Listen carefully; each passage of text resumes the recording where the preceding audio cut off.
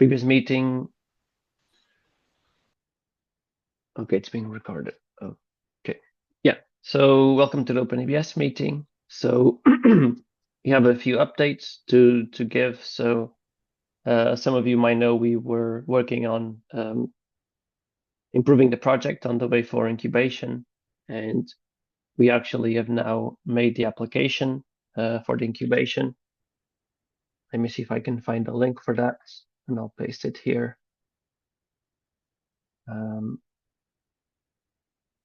Yes, there we go. Let me just paste it here on the chat. And should be it. Yes.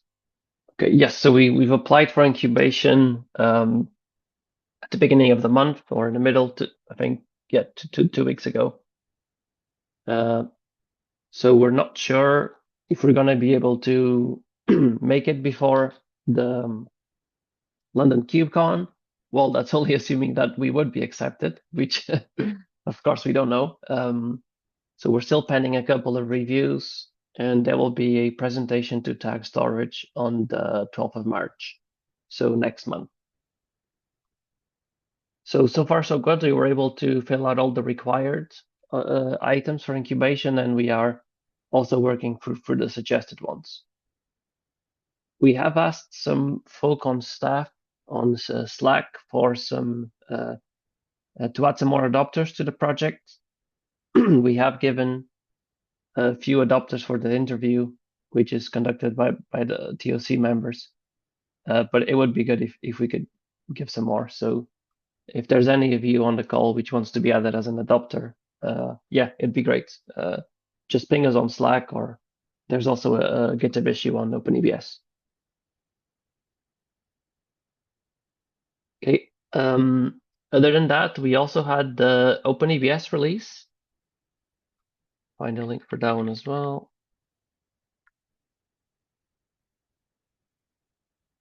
So 4.2.0, let me paste that here as well. There we go, perfect. Yeah, so this one happened last week, and it included a few enhancements for ZFS, local PV ZFS, and local PV host path, as well as NVMe over Fabrics RDMA for Mayastar, and quite a few stability fixes for Mayastar as well. And I believe Mayastar was released as version 2.8, and ZFS 2.7, local PV host path 4.2. So there was no new LVM released for OpenEBS 4.2. I think that is correct, right, folks? Yeah, that's right. 2.7.1 for ZFS local PV. 2.7.1. Okay. Yeah. Yeah. Okay. I think we might have to update the release notes to point to 2.7.1. Yeah, and we also released some stability fixes as patch for Mayastar 2.7, which is the previous release, part of OpenEBS 4.1. So some of the other users can also benefit from the stability fixes.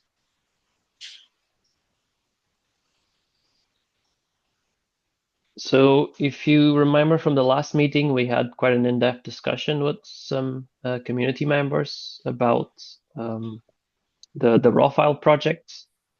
So just to give some recap, fortunately, the previous project maintainer had to step down. So we had to basically decide what to do with the project because we didn't have any other maintainers. So we have engaged with a few folks who want to start contributing more for the project. And we had another meeting again yesterday where we invited them to the maintainers, OpenEBS maintainers meeting.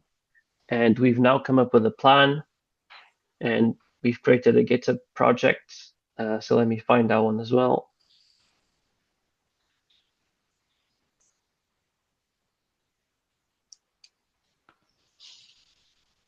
Okay, So I've pasted it here as well, I hope. Yeah. So these are just the first set of items that need to be done on the raw file so we can refresh it, which includes things such as setting up the code owners, which we've been done for all the repos as part of the incubation improvements. And then there's a whole bunch of PRs that were on the repo that need to be reviewed and merged or otherwise closed. And in general, just bring the raw file up to date with the rest of the other projects within the OpenEBS umbrella.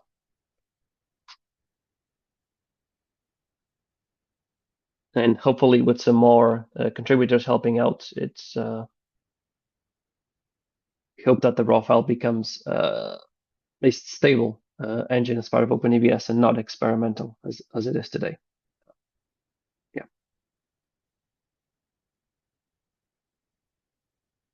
Okay, so that's all that I've had in terms of updates, I believe.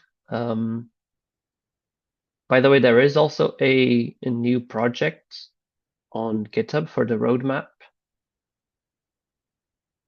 Let me share that one as well, because I think that is quite useful now to use a GitHub project rather than a markdown roadmap file.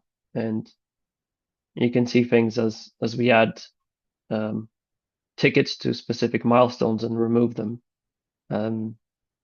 And you can also, of course, make suggestions on what would you like to see release next. As part of 4.2, I can also tell you that the first OEP was successfully released. So the first OEP was, again, let me find it. It was about exposing the container images on the Helm charts metadata.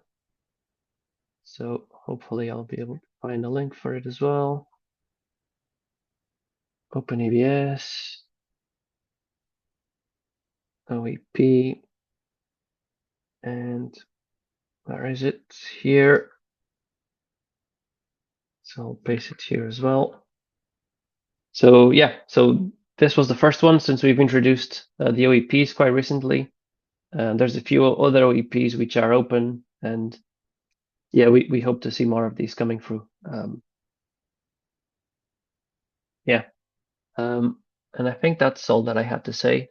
So now I'll maybe leave it to some of the other maintainers if they want to bring up anything.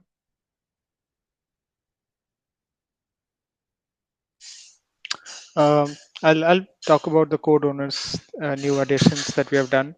So as part of the incubation tasks, we have decided on implementing code ownership as recommended in the incubation template using GitHub's code owners files. What we're going with is individual engines as teams. Let's say Master gets its own team, ZFS local PV gets its own team, Hostpath gets its own team, raw file gets its own team, CI/CD and build script gets its own team, and we add folks who seem to contribute to some of these areas of expertise, and we make sure that they get code ownership of those repos. So far, we are not narrowing down on directories and files individually. We're going for repos as a whole and trying to assign ownership for a whole repo to a certain group. Yeah, we have been able to get through the OpenEBS repo and the Linux utils repos so far. I'm going to, I think, should be straightforward, and I should be able to go through the rest of the engines as well. Yeah, so code ownership as part of incubation. Yeah.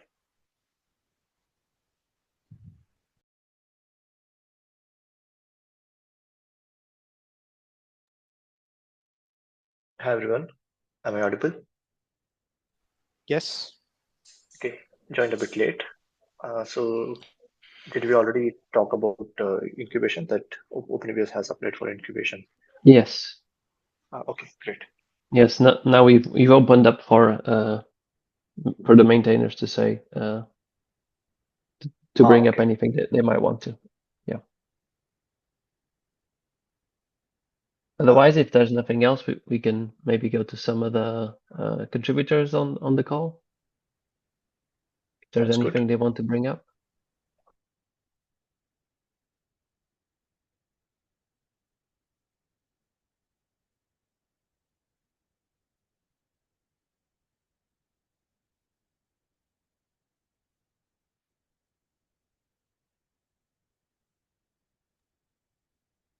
I had one topic or one question to Simon mainly, since I see Simon on the call, and that was related to thin provisioning on SPDK for large volumes. So just wanted to check if Microsoft has faced this issue, right? Uh, about uh, about the 16 terabytes um, lengths. Um, no, I don't think so. Can you explain a bit more? Okay, But so wait a minute, they're not using the SPDK blob store though, right? No, we're not. No. Yeah, so they okay, maybe that is the yeah, reason why they have not yeah, hit yeah, this problem. yeah. Got it. Got it. Got it. Okay.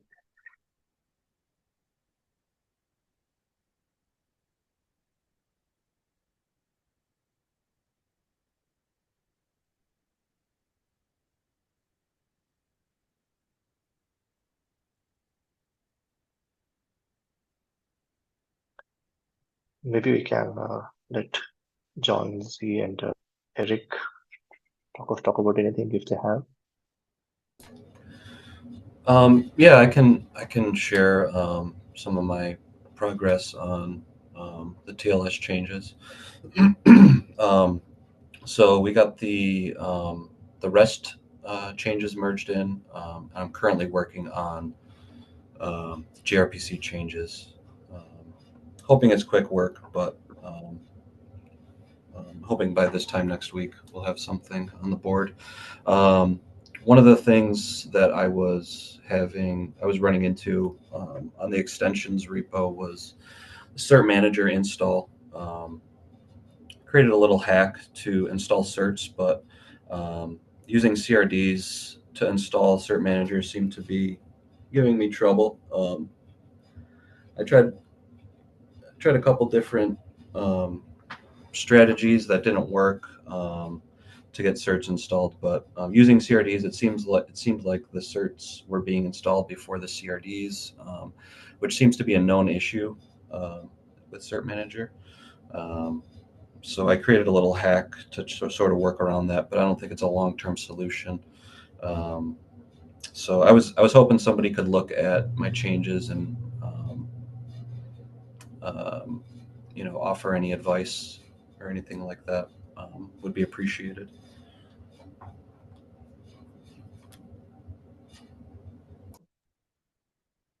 Yeah, so I guess this is where we could decide as well as another option to have the cert manager as a prerequisite, Right. uh, and then once it's installed, then install our own chart. Yeah, if it's manually installed, it's no there's no issues. So I didn't know if um, that is yeah. I guess a decision needs to be made on how that wants to be handled. Yeah, yeah. John, did Cert Manager have a separate install just for the CRDs? I think that some Helm charts, and I thought it might have been Cert Manager as well, had a separate Helm chart that Yeah, let you do that dependency. yeah. That's what I was I was trying to implement that. Just running into those issues. Um, so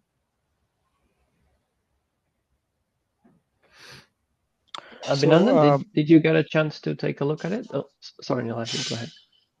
yeah, so historically, what we have done fix this issue with Jaeger and so forth, we have gotten hold of the CRD and we have put a copy of the CRD on our chart in a sub chart called yeah, CRDs. So if we put that CRD file locally in the CRD subchart, what would happen is as Helm sequentially installs the dependencies, it would get the CRDs subchart first, and eventually when it gets to the cert manager chart, it would already have the CRDs in place. Yeah, I I tried to implement it that way, but still was running into the issue where the certificates were being created before the CRD is installed. I tried putting like a post-install hook on the certificates as well. I was playing around with the weights of those too, but it didn't seem to make a difference. Um, and the solution, the like little hack I came up with was to create a post-install job Yeah, um, so where that, the yep. certificates were created. But I don't think that's what we want to do long term. Fine. I'll try to go through this issue once. Yeah. Okay, Yeah, thank you. I also went through that the post install hook that you have added. Um, I also think like if that's creating an issue, we should probably try to make it a prerequisite and let users manually do it first. Then, yeah, that could be one way. Yeah. I think the other thing I was thinking about too was if users already have Cert Manager installed and we have it, as a subchart within Maya Store, that might lead to issues. In the Cert Manager documents, it specifically says make sure there's only one Cert Manager instance installed on the cluster. And I can't think of an easy way to check that. Yeah. Yeah. I think that should be driven by a value to toggle it on and off by the user, right? Yeah, exactly. Yeah, so if the user already has it, you should just disable it while installing the master chart. Right. That's up. Yeah.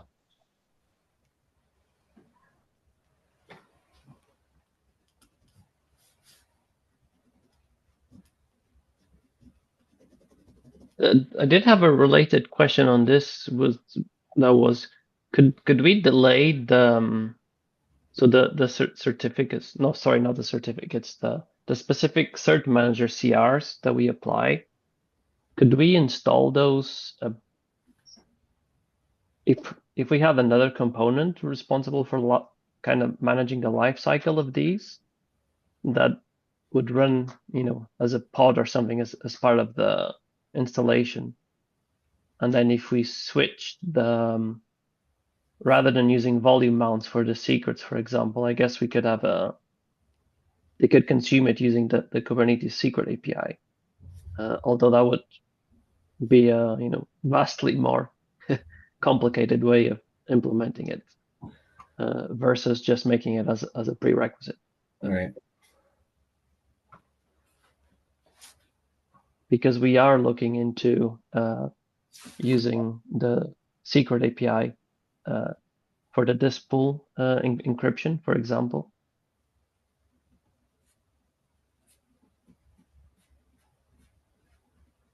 But yeah, I think at least as a start, having it as a prerequisite, and then see if we get any community feedback on it, whether they would want it to be installed as part of the chart.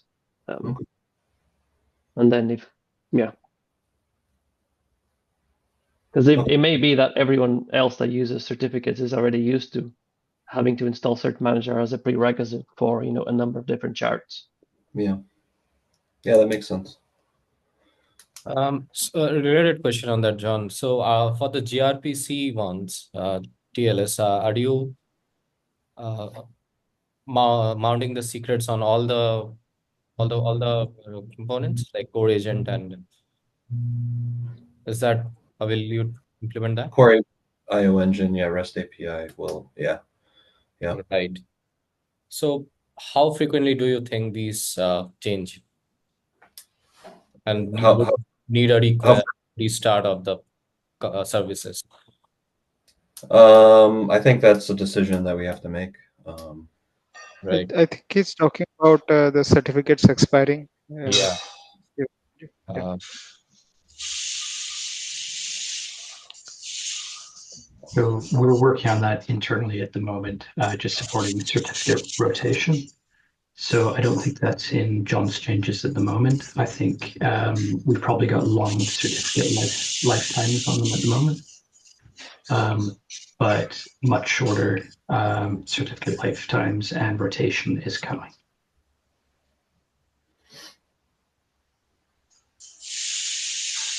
Okay, and I guess for that, probably you'd be looking into using the secret API rather than using secrets yeah. as volume mount. Yeah, I think that's where I was heading to. Otherwise, it might need restarts of the services, right? And IO engine restart will be really costly in case the certificates need to change. Uh, Yeah. So the way that they're getting mounted into the pods at the moment, so it does take a little bit of time, but the contents of the cert file will get updated in the pod. So we just need the process to reread the file. So if you were using the Kubernetes API from the components directly to read the secrets, then we need to add it into every component. So like, I'm not sure if you, for example, want to be reading secrets from IO engine. Oh, so you're saying that the secret actually gets updated in the pod. Well, This when it gets mounted in, if you update the secret and mount it into a pod, it does take a little bit of time. It's not immediate, but the file contents where it gets mounted in will change. So you basically need like a file watcher to detect that Oh, and then reread it. interesting. Yeah, I wasn't aware of that. I thought it would require a pod restart. okay, right. That's interesting. Okay, yeah, um, that's useful for us to know for the Dispel encryption then, Abhinandan. Yeah. um, Um, uh, coming from okay, I remember having used AKS at one point of time, and I remember that AKS had a secret CSI driver which would ensure that secrets are updated and it would handle it. Why I say that is, if I recall correctly, pods do require restarts when you update a secret. Is that not the case, Simon? I think we need to double check this. For config maps, I know that they do update. We need to check with secrets as well. Okay, fine. Yeah, Thanks. I think that's what somebody in our team's working on at the moment. Right. Yeah, John, do you have any more info on that? I don't. I haven't reviewed that yet, but it's on my docket for this week. Okay.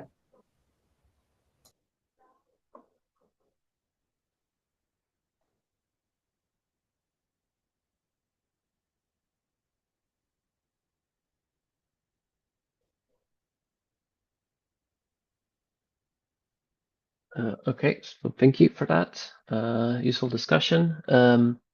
Eric, anything from your side?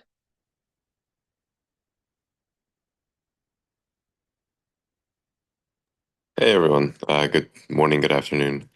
I think last time we spoke, we were talking about the formation of the steering committee, and I just wanted to give a quick update that I haven't had as much bandwidth that I would have liked to devote to this matter, but I'm currently looking to gathering some materials and drafts from other CNCF related initiatives so that we can have some momentum again on this effort. So hoping to hopefully by next week have some more that I can send to you guys regarding like the Constitution and some other proposals that we can use to get started again.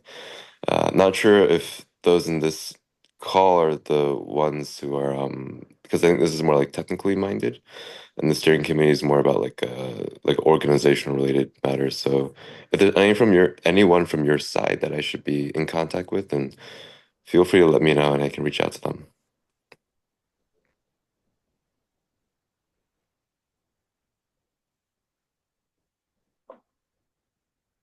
Yeah, so I guess if you reach out to maybe, I guess any of the maintainers or Vishnu, what do you think? Yeah, I think sounds good, Tiago. Like, right now, like myself and Alex are looking at the uh, governance and all. So, like, yeah, we could help, or we'll also probably need some help on this. So, yes, we could work with Eric on this. Perfect. Sounds good. I'll be in touch with you. Yeah, sure, Eric. Thank you. Yep.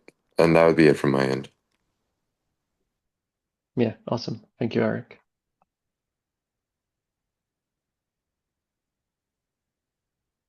Okay, so if there's nothing else, I guess we can call it a day here. Going once? Okay. All right. Okay. Thanks, everyone. Thank you. Thank you, everyone. Thanks. Bye-bye. Bye. Thanks, everyone.